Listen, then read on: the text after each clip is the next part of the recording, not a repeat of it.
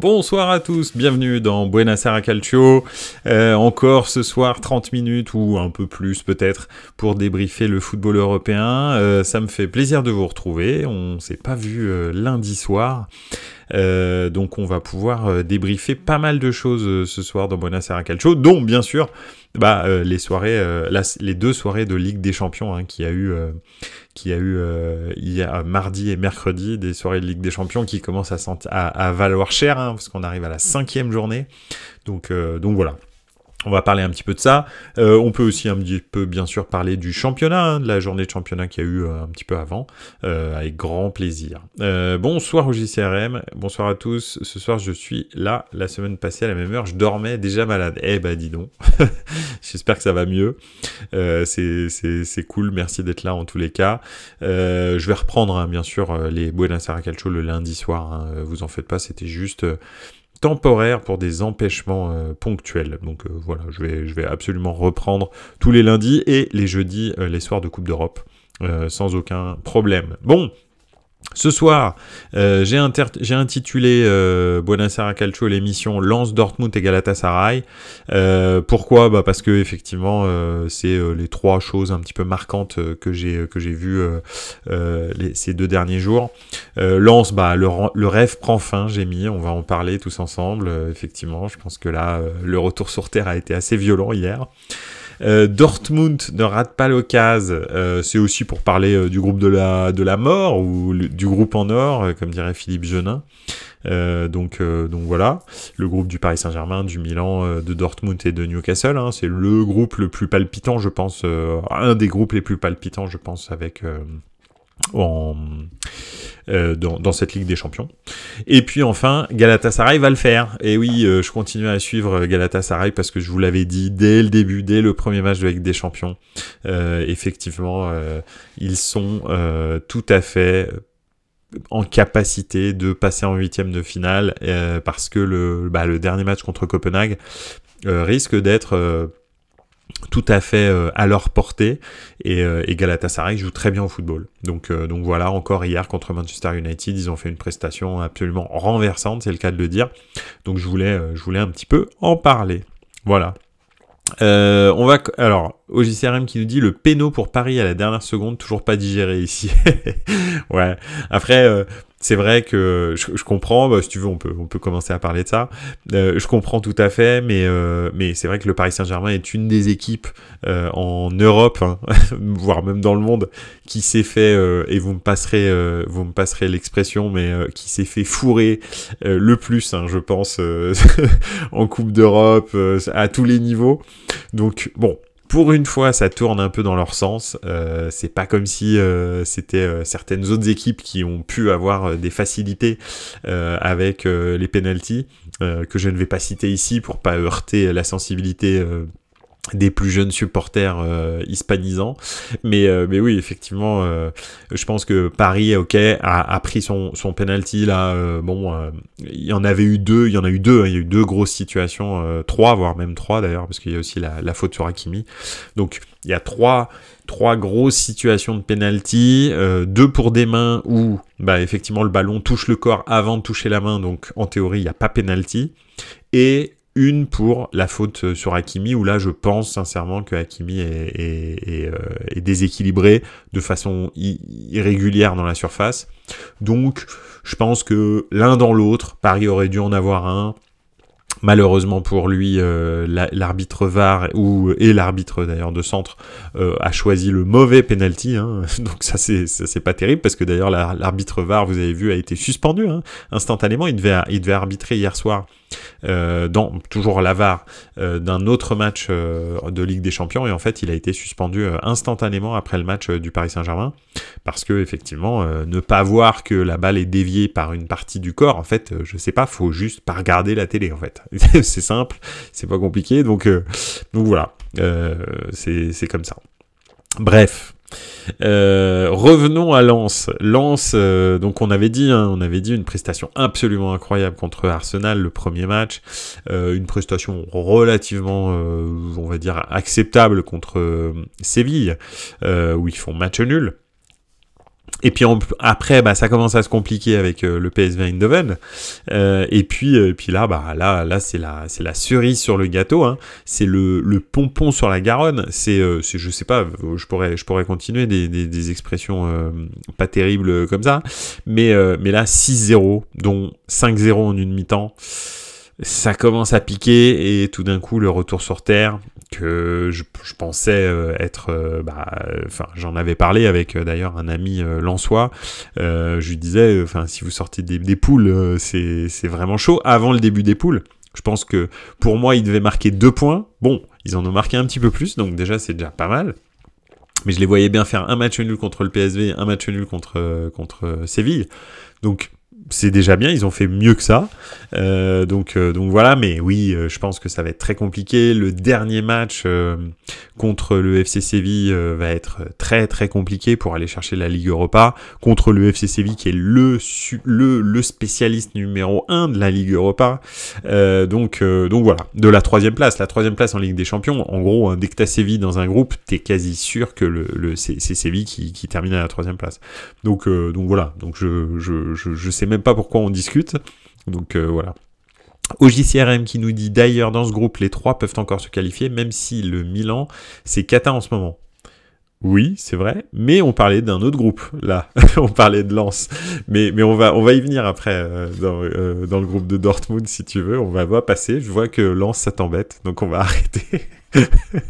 mais en l'occurrence donc oui, Lens ça va être très compliqué de se qualifier pour la Ligue Europa. Après, franchement, ils ont déjà vécu leur soirée de rêve hein, en gagnant contre Arsenal. Voilà, c'est très très bien. Bon là, ils sont rentrés, ils avaient les fesses toutes rouges. Hein, voilà, donc ça arrive dans le foot. Lens était Lens était encore en course. Mais bon, c'est comme ça. C'est un apprentissage. OJCRM, je pense que Lens va le faire. Ok, bah écoute, j'espère, hein, franchement ce serait bien pour eux. Bien et pas bien, parce que je sais pas si Lens a vraiment tout ce qu'il faut pour jouer la Ligue, la Coupe d'Europe encore au mois de février, mais février-mars quoi. Mais bon, bah, écoute, effectivement, il est très possible qu'il le fasse parce que c'est vrai que le FC Séville est quand même pas du tout au niveau de ce qu'il a été ces derniers temps. Même s'il a énormément d'expérience, même s'il a des joueurs comme Sergio Ramos, Jesus Navas, etc.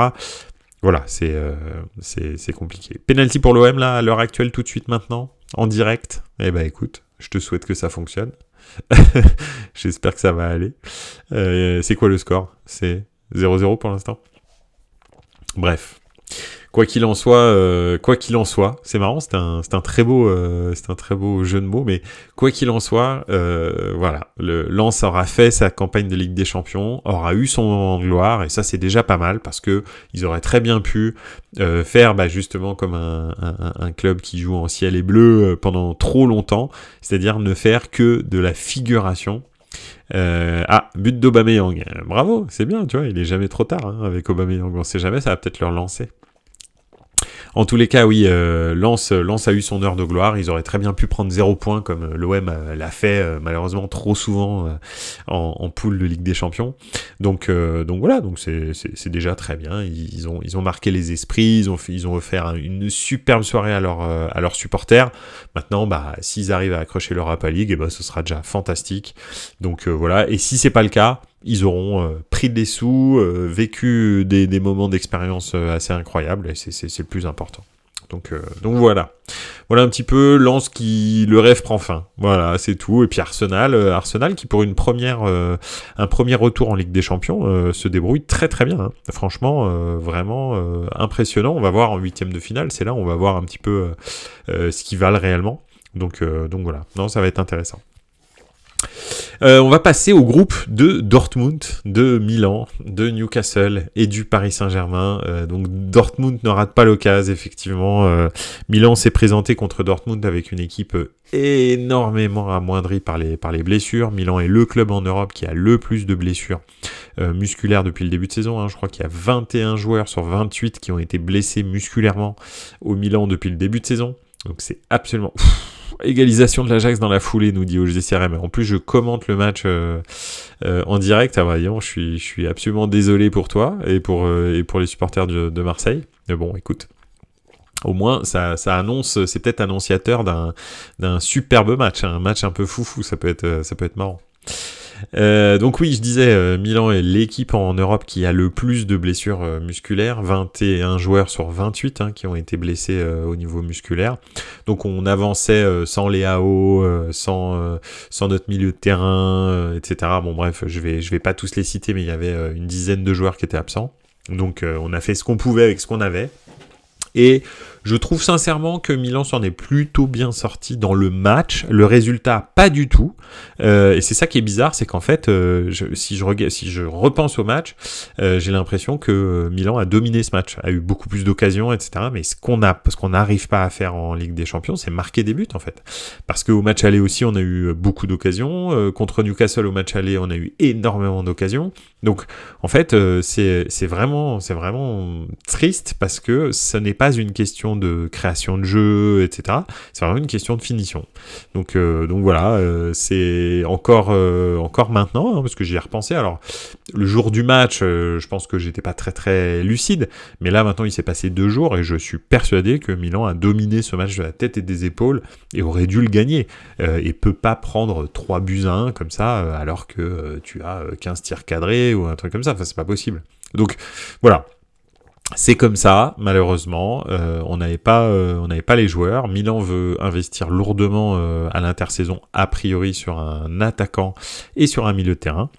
Et sur un défenseur, pardon, parce que Thio s'est blessé, on a quand même Kier qui est blessé, Kaloulou qui est blessé, bref, il n'y a plus qu'un seul défenseur central, c'est embêtant.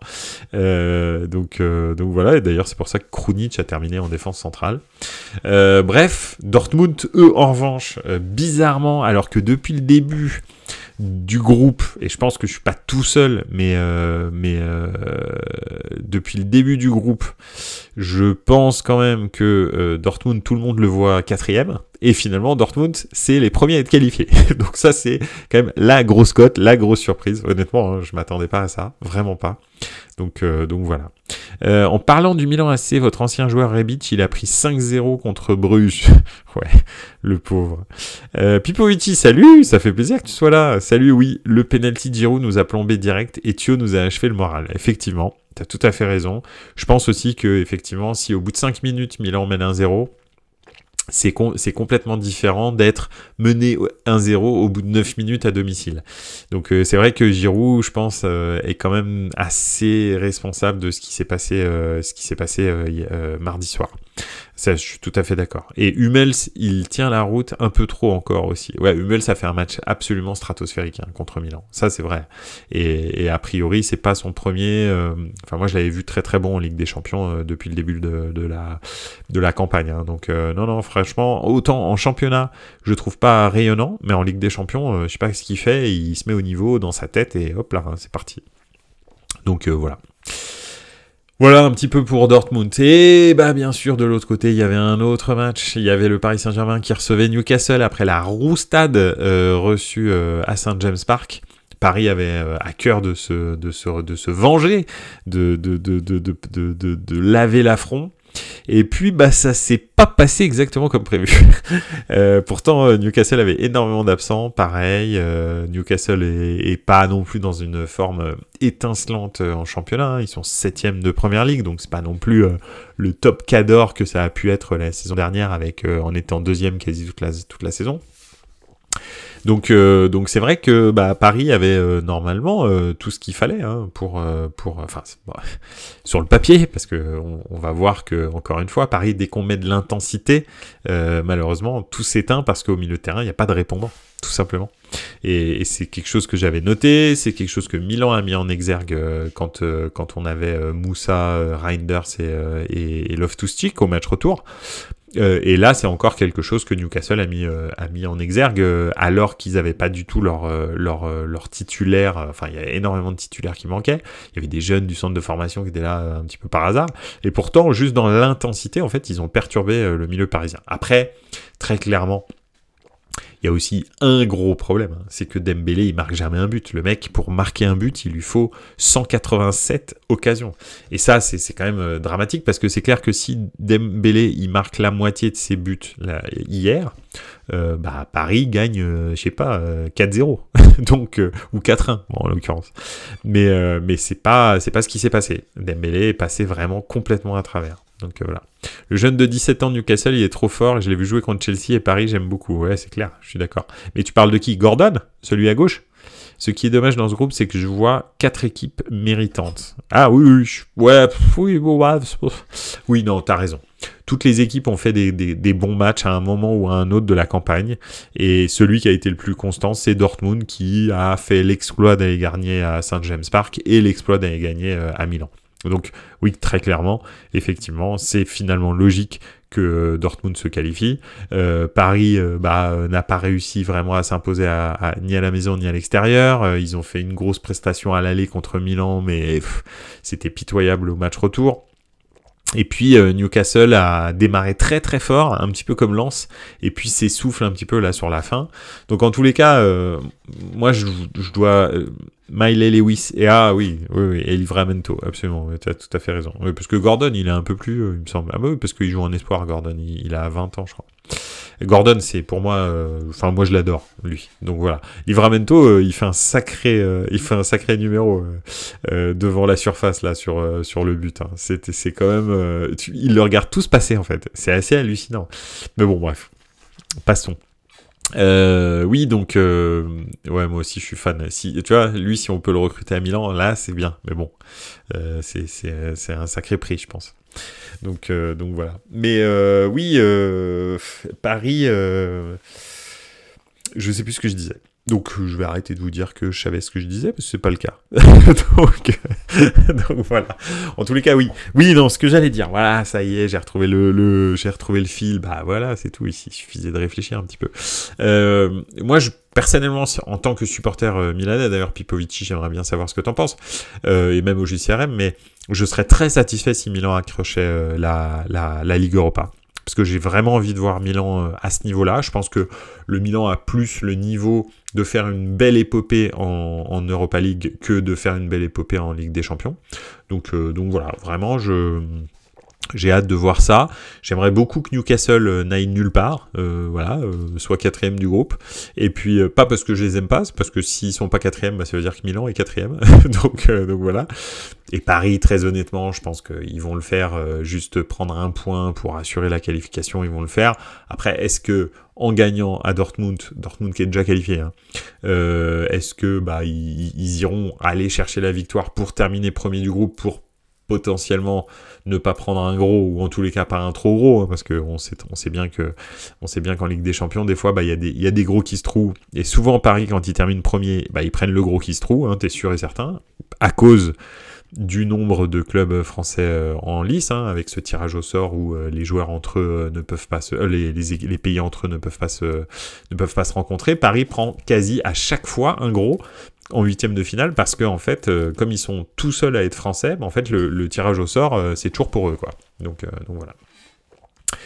Pope, il leur a fait du gros boulot à Newcastle pendant toute la poule. Oui, ça c'est vrai, c'est un bon goal, hein, franchement. Et Pipovici, oui, il faut continuer l'Europe. Quatrième, ce serait désastreux, on a un bel effectif. Au JCRM qui dit, non, si Paris fait nul et Newcastle gagne, Newcastle passe. Ah oui, c'est vrai. Ah oui, alors oui, bon, là, faudrait vraiment 8 points chacun, mais Newcastle passe à la confrontation. Ok. Ouais, effectivement.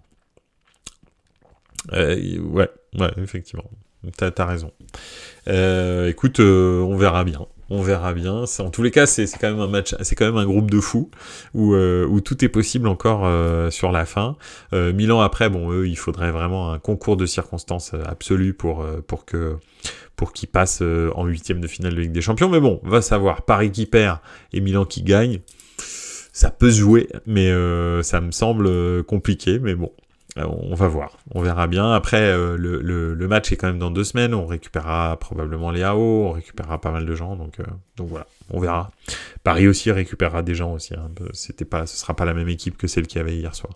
Donc voilà, avant-hier soir. Voilà un petit peu pour le groupe de Dortmund.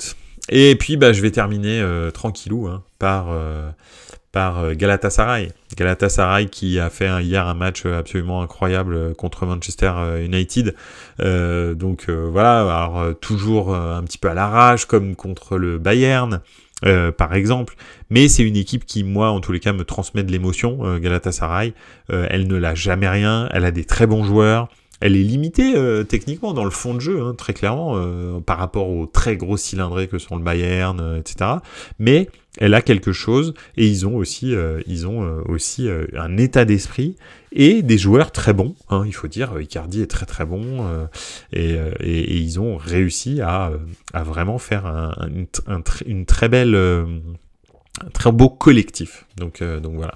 Okotonujo, salut, ciao dallo stadio di Servette. Mais bien sûr, c'est vrai qu'il y a Servette FC AS Roma. Alors comment ça se passe? C'est quoi l'ambiance? Tu peux nous dire? T'es un envoyé spécial de Buonasera Calcio ce soir, Okotonujo. Alors, attends, on pourrait atteindre la finale comme l'Inter il y a quelques petites années. On est un peu dans la même physionomie que l'Inter quand ils arrivent en finale de l'Europa League. Je suis tout à fait d'accord avec toi. Je pense sincèrement qu'on peut faire un gros coup en Europa League. Et moi, demain, tu me dis, tu passes en huitième de finale ou t'es sûr de gagner l'Europa League ou en tous les cas d'aller en finale. Je préfère aller en finale, hein. C'est sûr. Hein. Ah ouais, ça fait vibrer ça. Ça fait vibrer. Par contre, le PSG qui met 160 millions sur Barcola et Kolo Muani, alors que pour 70, ils avaient Doku et Openda. Bah oui, absolument. Mais Doku et Openda, devine. Tu crois qu'ils voulaient venir au Paris Saint-Germain? Non, ils sont allés dans des clubs où ils progressent.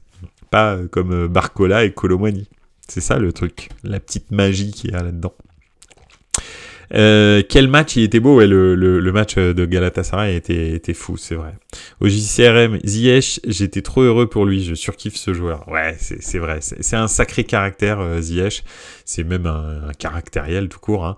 Mais c'est clair que c'est un très beau joueur, il est capable du meilleur, hein, franchement, et comme du pire aussi d'ailleurs, mais plus dans son comportement au jour le jour dans ses clubs. Mais vraiment du meilleur, quoi. Je me souviens de sa saison avec l'Ajax quand on l'a découvert. C'était stratosphérique, vraiment stratosphérique. Donc voilà, ouais. Et puis même à Chelsea, il a quand même eu une bonne période quand même. Donc voilà. En plus, Galatasaray, ils ont fait un super match alors que United a un super gardien. Effectivement. Voilà, c'est dur, hein, franchement. C'est dur quand même, hein, le gardien de United. Hein. Le pauvre, c'est pas facile. Hein. Là, je pense pas qu'il s'attendait à ça quand même. Hein. Je pense qu'il avait anticipé beaucoup de choses, mais pas ça. Hein. Ça va être, c'est vrai que la boulette d'Onana, tu l'attends à chaque match, ouais, absolument. Alors que c'est un très bon gardien. Enfin, je veux dire, la saison qu'il a fait, justement avec l'Ajax, les saisons qu'il a fait avec l'Ajax. Et la saison qu'il a fait la saison dernière avec l'Inter, c'était stratosphérique. Vraiment, il était très très bon. Il a un jeu au pied magnifique. Le gros souci, c'est que son jeu au pied, personne l'utilise. Parce qu'à Manchester, de toute façon, il y a tellement des défenseurs en bois que le problème, c'est qu'ils n'arrivent pas en fait à faire une relance propre. Ce qui fait qu'il essaye de jouer une fois, deux fois avec Maguire et consort. Et puis à un moment donné, il met une sacoche dans le bidule. Parce que de toute façon, sinon, en fait, la balle, elle va tourner là pendant 15 minutes. Donc il y a un moment, tu vas jouer en hauteur, en longueur, en profondeur, et puis tu pries pour une déviation. Et c'est ça le gros souci. Il faut le problème, c'est qu'ils n'ont pas les joueurs pour que Onana s'exprime pleinement en fait dans son jeu au pied, parce que c'est finalement ça, c'est quand il est protagoniste du jeu, qui joue très très haut en dehors de sa surface, qu'il est bon et qu'il arrive à anticiper les coups, à gêner la progression des joueurs, etc. On va dire que Onana, c'est ce type de gardien qui anticipe un petit peu comme Mike Maignan, qui souvent en fait évite que les actions se passent par le placement qu'il donne à ses défenseurs et le jeu que lui a d'ailleurs sans ballon, qui bloque certaines passes, certaines capacités de partir dans le dos, etc. Donc c'est aussi ça le truc. Et en fait, à Manchester, on lui donne absolument pas l'opportunité de faire ça. Il est obligé de faire goal comme De Gea, en fait. Alors qu'il n'a pas du tout les mêmes caractéristiques que De Gea. Donc c'est ça le gros souci. OJCRM qui nous dit c'est bizarre Onana, bon à l'Inter, nul à United, Sommer, nul au Bayern, excellent à l'Inter, comme quoi trouver le bon club ça compte. Ou alors c'est parce que tout le monde devient bon à l'Inter.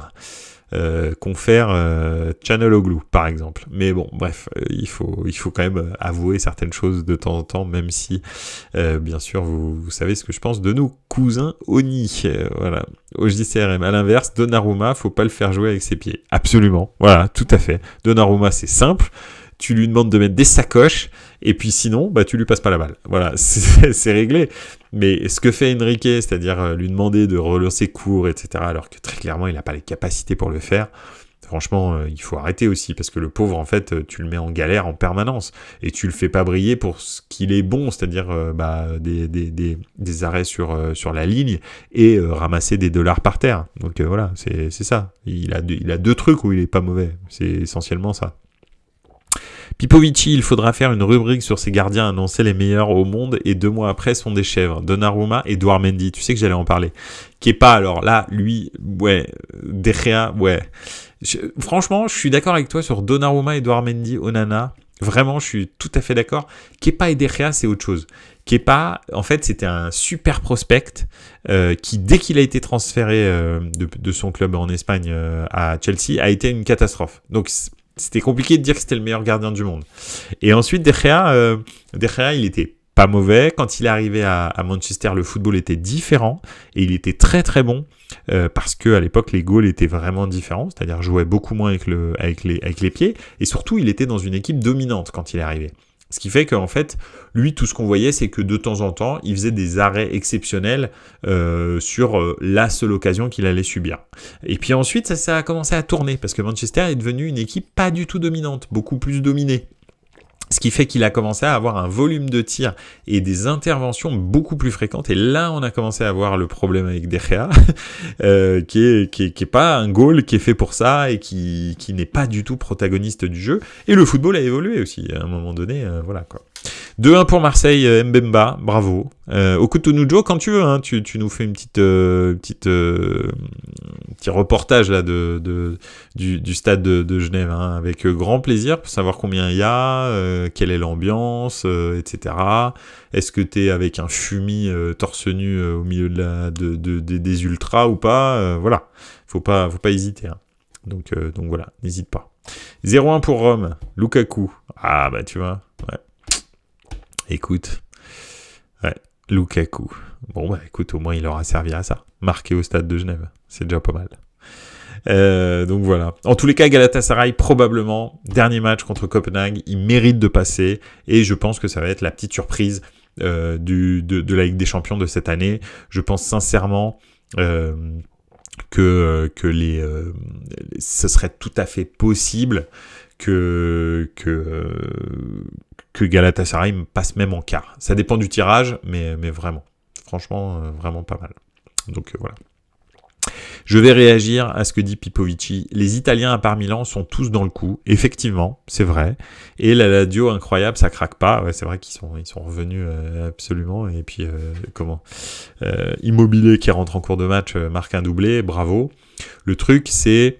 il faut que... Le problème, c'est que tu te dis, est-ce que... Alors, en Europa League et en Conference League, ça on verra pour les clubs italiens, mais en Ligue des Champions, est-ce que, à part l'Inter, qui, franchement, pour moi, est quand même en taille patron, hein, je le dis depuis le début de saison, mais ils sont bien partis pour aller la chercher, cette Ligue des Champions, et faire un doublé avec le championnat.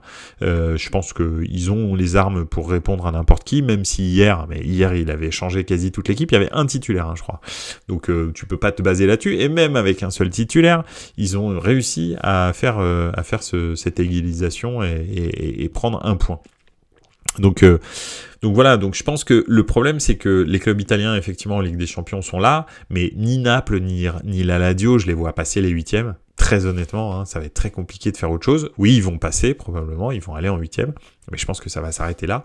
Il y a que l'Inter vraiment qui a les capacités à l'heure actuelle en Italie pour aller un petit peu plus loin et pour jouer la gagne. Donc ce qui manque c'est ça, c'est d'avoir 2-3 équipes comme l'année dernière qui pouvaient jouer la gagne. Là malheureusement, cette année ça s'est un petit peu calmé, mais après allez savoir, une petite Europa League pour la Roma, une petite Conference League pour je ne sais trop qui encore, ça pourrait être intéressant. Donc voilà. Le Real facile avec une liste de blessés de fou aussi. Ouais, bon, de toute façon, le Real, c'est avec des champions, hein. Et puis le problème, c'est que le fond de jeu de Naples, c'est plus du tout le fond de jeu qu'il y avait la saison dernière. Donc voilà, c'est aussi ça le truc. Voilà, 2-2. Eh ben, dis donc, c'est fou ce match. Tu sais que là, je vais terminer Buonasera Calcio et devine ce que je vais faire? Bah, je vais regarder le match. Carrément, hein, parce que là, tu me teases un petit peu, hein. Franchement, voilà. Au stade de Rome, au stade de Genève aussi, j'ai un ami, j'ai 2 amis romains qui sont en train de regarder le match aussi. Et ça fait plaisir pour eux qu'ils mènent 1-0. Je pense qu'ils vont être on fire, Nicolas et Michele, si jamais vous m'entendez. Ça me fait plaisir pour vous que vous y soyez. Et j'espère que ça va bien se terminer pour vous. Désolé pour les supporters du Servette, hein, mais voilà. Et puis désolé pour Cotonou, parce que lui il est supporter du Servette. Bon, et du football italien. Alors quelque part au fond de lui, il doit être un petit peu content quand même. Voilà. Est-ce qu'il y a de beaux matchs ce week-end? Alors, première question, je vais répondre à ça. Est-ce qu'il y a de beaux matchs ce week-end? Ça, c'est une très bonne question. Nous allons le découvrir ensemble. Alors, je pense qu'il y a moyen qu'on s'amuse quand même pas trop mal. Bon, en championnat de France, hein, on va pas faire des folies, je vous le dis tout de suite. En championnat d'Angleterre, il y a un Newcastle-Manchester United samedi qui peut être sympa. En championnat d'Espagne, rien de fou. En championnat d'Allemagne, bah c'est pareil, c'est pas foufou samedi, hein, je parle de samedi là pour l'instant. Championnat d'Italie, pas foufou. Samedi, c'est pas génial. Donc on va passer au dimanche et on va regarder un petit peu. Le dimanche, eh bien, Marseille-Rennes à 20h45 quand même, ça peut être intéressant, enrichissant en tous les cas, plein d'informations. Ah, bah bien sûr, à 17h30, il y a un Manchester City-Tottenham. Tottenham qui est en perdition hein, depuis que Maddison s'est blessé, mais enfin quand même, ils ont fait un très très bon début de saison, donc ça peut être très sympa. 17h30 dimanche, Manchester City-Tottenham, vraiment sympathique. À 21h, voilà, en fait, tout se passe le dimanche. 21h en Espagne, FC Barcelone, Atlético Madrid. L'Atlético est vraiment super chaud. Le Barça, c'est pas ça dans le fond de jeu. Donc voilà, Griezmann, je pense, fait une des saisons de sa carrière. Donc ouais, ça peut être vraiment bien. Voilà, en fait, dimanche, tout est là dimanche. Regardez pas le foot samedi, ça sert à rien. Dimanche, en revanche, en championnat d'Allemagne, Bayer Leverkusen, Borussia Dortmund. Donc à 17h30 aussi. 17h30 va y avoir du monde. Hein. 17h30, City Tottenham et Bayer Leverkusen, Borussia Dortmund. Donc vraiment très très sympa. Et enfin, on terminera en apothéose cette journée avec un Naples Inter Milan. Le 4e contre le 1er à 20h45. Donc ouais non voilà. Bah voilà, vous voyez autant effectivement les matchs du samedi et du vendredi d'ailleurs, hein, parce qu'on va regarder, mais il y a quelques matchs quand même le vendredi. Hein. Ouais, un Reims-Strasbourg, un truc comme ça, ouais, non, pas terrible. Donc voilà, vraiment c'est tout se jouera dimanche. Donc si vous devez faire des sacrifices dans votre couple ou je sais pas quoi d'autre, ce sera dimanche, ce sera pas samedi, ce sera pas vendredi. Tirez un trait sur vendredi et samedi et comme ça vous avez tout votre dimanche pour dévorer du football de très très haut niveau. Donc voilà. Ça c'était pour les beaux matchs de ce week-end, donc pas mal hein. Borussia Dortmund, Bayer Leverkusen, Manchester City, Tottenham, Inter, Naples et Barça, Atlético Madrid. Donc franchement très sympa, franchement un très bon dimanche. Pioli va être viré, tu penses? Bah, je pense que effectivement là, s'il compte Frosinone, il se trouve, il saute. Ça c'est sûr. Le gros souci c'est que je sais absolument pas qui pourrait venir à Milan en cours de saison avec autant de blessés, etc. Honnêtement, je sais pas qui accepterait une mission suicide comme ça. Conte, c'est sûr que non. Et puis moi, honnêtement, j'ai vraiment pas envie. Et donc voilà, non, franchement, c'est pas. J'ai du mal à imaginer quel entraîneur viendrait. Alors, il parlait d'Igor Tudor, il parlait de gens comme ça, de Zerbi, tout ça, mais tout ça tu peux pas les débaucher comme ça là au mois de décembre, donc je sais pas, faudra voir. On verra bien. Et puis De Zerbi, je crois qu'il veut vraiment rester en Serie A, en Première Ligue. Question, en parlant d'Italie, un mot sur la purge Juve versus Inter. Ouais, effectivement, c'était encore pas une super pub pour le championnat d'Italie. Malheureusement, quand je dis pas encore, c'est encore un match de la Juve où c'est pas une super pub pour le match du championnat d'Italie.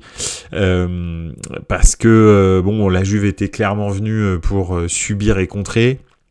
Donc voilà, effectivement, et l'Inter était venu pour pas perdre. Donc c'est assez compliqué. L'Inter c'est la même chose. Ils aiment pas avoir la balle et dominer tout le temps. Ils aiment bien avoir des phases de transition où ils récupèrent les ballons hauts. Et avec la Juve c'est quasi impossible. Donc au première mi-temps ils ont un petit peu essayé. La première mi-temps était quand même relativement enlevée, mais après effectivement la deuxième mi-temps était très compliquée.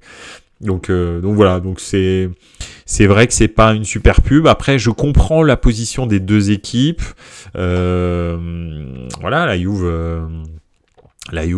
c'est pas dans son ADN de jouer comme ça. J'espère que la saison prochaine, justement, a priori avec Conte et Platini peut-être en tant que dirigeant, hein, c'est ça qui a été annoncé aujourd'hui, hein, il me semble. Hein, Conte comme entraîneur à la place de Allegri. Et Michel Platini comme président de la Juventus, ce serait pas mal. Ce serait pas mal. Bah j'espère pas, parce qu'il dit au JCRM, arrête, ça parle de prolonger Allegri. S'ils font ça, franchement, je comprends pas le projet. Je ne comprends pas le projet en 2023 de prolonger Allegri. Mais bon, bref. Surtout que son fils spirituel ou père spirituel, je sais pas, Agnelli, il est parti, donc ça y est, quoi. On s'en débarrasse, allez, bisous, bonne journée, quoi. Mais bon, bref. Donc oui, j'espère que ça va changer avec Conte et voilà, c'était pas un super match, c'était quand même une plutôt bonne première mi-temps, j'ai trouvé. Deuxième mi-temps, effectivement, tout le monde s'est regardé en chien de faïence et c'était un petit peu relou. Donc voilà, et la Juve s'est dit, l'Inter s'est dit, bah tu veux pas jouer, moi perso je suis premier du championnat, hein, si on fait match nul ça me va. Hein. Donc c'est ça aussi, c'est le gros problème, c'est qu'à un moment donné, quand t'es en face de toi, t'as personne qui est protagoniste du jeu, bah il y a un moment t'arrêtes parce que tu te dis, je fais le jeu de l'autre en fait. Donc j'arrête quoi, vu que je suis premier, c'est pas à moi d'aller chercher les trucs. Puis des déclarations d'Allegri, vous l'avez entendu celle-là, je pense que passer devant l'Inter nous aurait fait du mal. Non mais en fait, il faut que tu arrêtes de jouer au football et que tu arrêtes d'essayer de gagner des titres toi en fait. Enfin il faut qu'il arrête le foot en vrai. Bref voilà, Allegri il l'annonce en Angleterre. Bah allez. Ce serait bien, hein. Mais je sais pas, peut-être en deuxième division, en championship, c'est possible. Donc voilà pour Juve Inter, oui, c'est vrai que c'était pas génial. Et toi tu as vu donc Pipovici une possible abatté Zlatan en duo. Franchement, j'aimerais pas. Je veux un coach qui a un projet de jeu. Abatté, il est gentil, il a entraîné 6 mois la Primavera. Je l'adore, hein, mais j'aime Abatté d'amour. Hein. Mais voilà, et Ibrahimovic qui soit dans l'encadrement du club, c'est génial. Pour qu'ils mettent des tatanes à ceux qui n'ont pas compris qu'il faut travailler et respecter le maillot. Mais en revanche, c'est pas un entraîneur. Je pense pas que techniquement il a ce qu'il faut. Donc voilà. Il veut venir à Lyon, Allegri. Raoul au Milan, tu kifferais bien. Écoute, je sais pas, parce que pour l'instant, il entraîne que la Segunda, hein, c'est ça, il me semble. La Castilla. Donc, qui joue en Segunda. D'ailleurs, donc la Castilla qui il se débrouille très bien apparemment, mais pour l'instant il n'a pas entraîné de club à très haut niveau. J'aimerais bien qu'il fasse un peu comme Xavi Alonso, Raoul, tu vois, entraîner un club de moyen calibre style le Bayern, et puis ensuite passer à du gros calibre comme Milan, l'Inter, le Bayern, je sais pas, tu vois, des trucs comme ça quoi. Donc ça, ce serait bien. Des coachs comme ça que tu prends n'importe où, qui ont aucune référence en plein milieu de saison, je suis pas sûr. Moi, c'est pas trop mon délire. Donc voilà, je préfère des coachs voilà, tu vois, tu me dis Italiano vient, il part de la Juve, il part de la Fio, il vient, mais moi je dis oui à 2000%. Italiano, je sais, il va arriver, il a déjà un plan, il sait ce qu'il va faire, etc. En plus, il a les joueurs pour à Milan. Donc ça, oui, je suis grave d'accord. Il était pressenti à l'Union Berlin, Raoul, mais pas été choisi. Les équipes ont peur de le prendre. Ouais, après, putain, heureusement qu'il n'a pas été pris par l'Union Berlin. Hein. L'Union Berlin, c'est 16 matchs d'affilée sans victoire. Hein. Moi, j'y vais pas. Hein. C'est sûr que non. Hein. C'est trop. c'est beaucoup trop. Donc voilà. Voilà, Mota. Voilà. Mota, ils en ont parlé à Milan. Voilà, bah ça, tu vois, Mota, ce serait très très bien. Donc voilà. Ah ouais, ça, effectivement. Italiano, il peut venir à la Juve. On a l'effectif. Je sais pas. Non, bah en tous les cas, c'est toujours mieux que ce qu'il a à la Fio, donc oui, je suis sûr qu'il les ferait jouer vraiment très bien. Et Shevchenko a été refusé. Non, mais Shevchenko, il est gentil, mais ce qu'il m'a montré au Genoa, tout ça, non, avec l'équipe d'Ukraine, tout ça, non, c'est pas un coach. Enfin, c'est pas un bon coach, c'est comme Inzaghi. C'est pas parce que tu t'appelles Inzaghi ou Shevchenko que t'es un bon coach, ou Gattuso. T'es un coach. C'est déjà pas mal, mais t'es pas un bon coach. Donc voilà. Italiano, c'est un bon coach. J'espère qu'Italiano viendra au Milan. Franchement, ce serait vraiment cool. C'est un super coach qui mériterait un meilleur club, absolument, je suis d'accord avec toi. Et je pense que sa philosophie colle plus à celle du Milan qu'à celle de la Juve, sans vouloir te déplaire, mon très cher OJCRM. Celui de Nice, on prend aussi. Bah, celui de Nice, celui-là, il colle à la Juve. Là, il faut, Farioli, effectivement, là, ça, c'est un coach Juve. Ça, c'est un coach da Juve. Ouais. Donc voilà. Le Italiano, c'est plus un coach da Milan. Donc voilà. Bref, voilà un petit peu. Bon, on a un peu dévié, et c'est ça qui est cool. Ça me fait très très plaisir de parler de ça avec vous. Écoutez, pour ce soir, on va s'arrêter là. On va regarder tous ces matchs fantastiques de dimanche. Et puis, bah, vous savez ce qu'on va faire. On va débriefer tout ça lundi. Donc voilà, lundi soir, ça va être cool. J'ai hâte de vous retrouver. Bah écoutez, en attendant, je vous souhaite une excellente semaine de foot. Je vous souhaite une excellente semaine dans votre vie. Merci encore pour votre soutien. C'est un plaisir à chaque fois de parler football avec vous, de partager cette passion et tout ça. Et oubliez pas samedi. Qu'est-ce qu'il y a samedi? Qu'est-ce qui se passe samedi? Raconte-nous au JCRM, parce que là j'ai raté un truc. Samedi, il y a le tirage. Ah oui, c'est vrai, il y a le tirage de l'Euro 2024 et l'Italie est dedans. Oui, ça va être cool. Non, ça va être cool. Effectivement. Ça peut être pas mal. Il peut y avoir un petit France-Italie dans les poules. Ça peut être sympa pour Buonasera Calcio. Donc voilà, 18h. Ouais, pas de souci. Ça marche, on y sera. Je crois que c'est en direct sur Bein, je crois. Italie, poule de la mort, obligé. Bah oui, c'est clair. C'est comme ça que ça marche. Hein. T'as tout à fait raison. Bon, bonne soirée à tous. Vraiment, merci encore pour votre soutien. Ça me fait plaisir. Et on débriefe tout ça, le tirage au sort et les fabuleux matchs de dimanche, lundi. Voilà. Allez, ciao les gars. Ciao. À bientôt.